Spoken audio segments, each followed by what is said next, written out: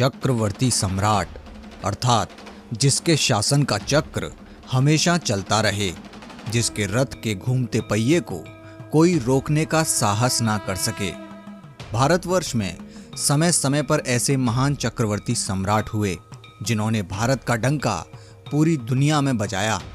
लेकिन वर्तमान इतिहास जब लिखा गया तो भारतीय प्रतीकों और विजयों को जानबूझकर हाशिए पर ढकेल दिया गया और उन लोगों को महिमा मंडित किया जिन्होंने हमारी संस्कृति को तबाह कर दिया।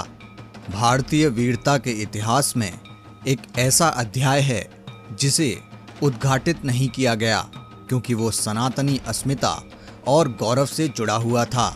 उस महान अध्याय का नाम है चक्रवर्ती सम्राट महाराज विक्रमादित्य, जिन्होंने विक्रम संवत की शुरुआत की। सम्राट विक्रमादित्य के जीवन से जुड़ी घटनाओं को ही समेटे दो महान कृतियां सिंहासन बत्तीसी और बेताल पच्चीसी आज भी प्रचलित हैं। ईसा के 100 साल पहले भारत पर शकों के आक्रमण की शुरुआत हुई। ग्रीक प्रदेश बैक्ट्रिया को जीतने के बाद शकों ने भारत पर आक्रमण कर दिया।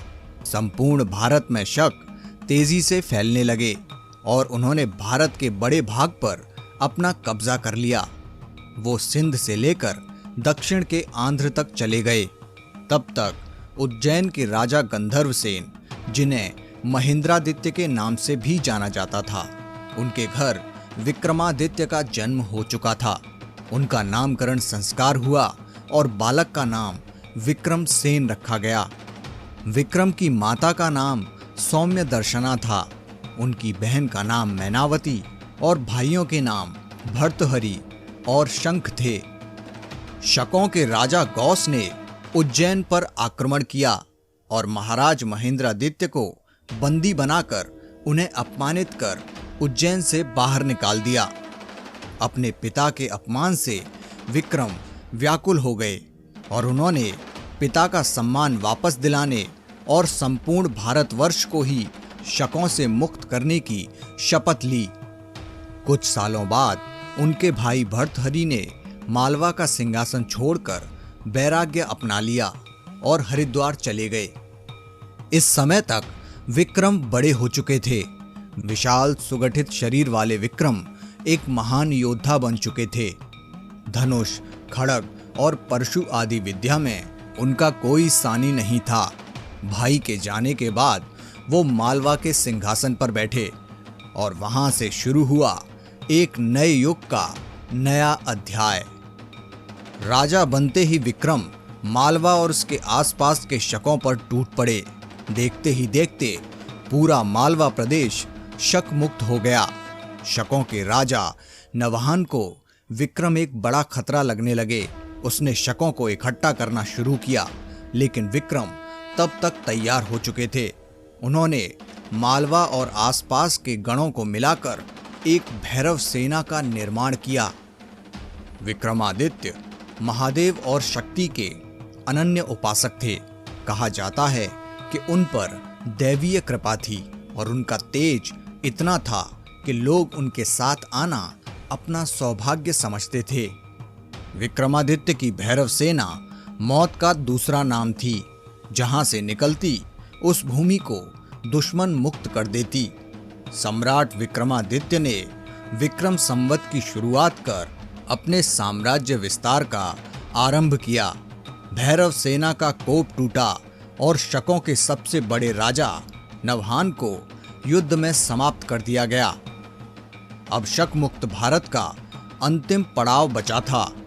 भारत में अब केवल 4 शक राजा बचे थे। उसी समय उज्जैन में महाकुंभ का आयोजन हुआ। पूरे भारत से भैरव सेना उस वक्त महाकुंभ पहुंची। महाकाल के अनन्य भक्त सम्राट विक्रमादित्य कहते थे कि उज्जैन का सिर्फ एक ही राजा है और वो स्वयं महाकाल हैं। महाकुंभ के स्नान के बाद भैरव सेना सभी दिशाओं में दौड़ गई और एक एक कर सभी विदेशियों को भगा दिया गया। कुछ शक सम्राट की शरण में आ गए तो उन्हें क्षमा कर दिया गया, क्योंकि उनके राज्य में शरण में आए को मृत्युदंड नहीं दिया जाता था। संपूर्ण भारत पर एक छत्र राज्य स्थापित करने के बाद उन्हें चक्रवर्ती सम्राट विक्रमादित्य की उपाधि दी गई। सम्राट विक्रमादित्य वीरता के साथ साथ उदार, धर्मपरायण और न्यायप्रिय राजा थे। उन्होंने धर्म की स्थापना के लिए अभियान चलाया और आगे चलकर ईरान, इराक, अरब और मिस्र को भी अपने छत्र के नीचे ले लिया। इस बात का विवरण अरब और मिस्र के साहित्यों में मिलता है। सम्राट विक्रमादित्य की अरब विजय का वर्णन अरबी इतिहासकार जरहाम किंतोई ने अपनी पुस्तक सायर उल ओकुल में किया है। तुर्की के इस्तांबुल शहर की नेशनल लाइब्रेरी मकतब-ए सुल्तानिया के एक ऐतिहासिक ग्रंथ में सम्राट विक्रमादित्य का वर्णन है, जिसमें लिखा है कि वे लोग भाग्यशाली हैं जो उस समय जन्मे और राजा विक्रम के राज्य में जीवन व्यतीत किया। वो बहुत ही दयालु, उदार और कर्तव्यनिष्ठ शासक था, जो हर एक व्यक्ति के कल्याण के बारे में सोचता था। उसने अपने देश के सूर्य से भी तेज विद्वानों को इस देश में भेजा ताकि शिक्षा का उजाला फैल सके। इन विद्वानों ने हमें भगवान की उपस्थिति और सत्य के सही मार्ग को बताकर परोपकार किया। सम्राट विक्रमादित्य के काल में संपूर्ण धरती के लोग उनके नाम से परिचित थे। उनका शासन इतना धर्मपरायण था कि उनके न्याय को इतिहास में सर्वोच्च माना गया है। इसी वजह से आने वाले समय में कई महान राजाओं को विक्रमादित्य की उपाधि दी गई। रोम के जिस राजा जूलियस सीजर को महान बताने की कोशिश की गई, उसी जूलियस को विक्रमादित्य ने रोम में घुसकर बंदी बनाया और भारत में उज्जैन की सड़कों पर घुमाया। कहते हैं कि सम्राट विक्रमादित्य दैवीय गुणों वाले व्यक्ति थे। महाकाली की कृपा से वो तंत्र शक्तियों के भी ज्ञाता थे। सम्राट विक्रमादित्य ने अपने दरबार में 9 रत्नों की परंपरा की शुरुआत की, जिसमें महान कवि कालिदास जैसे दिव्य पुरुष थे। उन 9 रत्नों के बारे में हमारी अन्य वीडियो में बताया गया है, जिसका लिंक डिस्क्रिप्शन में दिया गया है। जब सम्राट विक्रमादित्य वृद्धावस्था में आए तो उन्होंने योग शक्ति से जान लिया कि उनका समय पूरा हो चुका है। उन्होंने महल का त्याग कर नदी के किनारे एक झोंपड़ी में प्राण त्याग दिए। उनकी मृत्यु के पश्चात उनके पुत्र को राजगद्दी सौंपी गई, लेकिन वो सिंहासन पर बैठ नहीं पाया।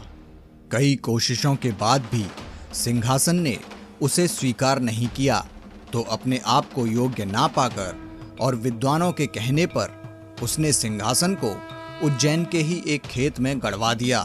कालांतर में राजा भोज उस सिंहासन के योग्य साबित हुए, जिनके नाम पर मध्य प्रदेश की राजधानी भोपाल है। ऋषिमम कहानीकार भारत सरकार से निवेदन करता है कि भारतीय संस्कृति के ध्वजवाहकों को आने वाली पीढ़ियों के मानस पटल में समुचित सम्मान देने का उपक्रम करने का प्रयास करें। भारत के सजीव और सच्चे इतिहास से जुड़े रहने के लिए ऋषिमम फैमिली से जुड़े रहें। धन्यवाद।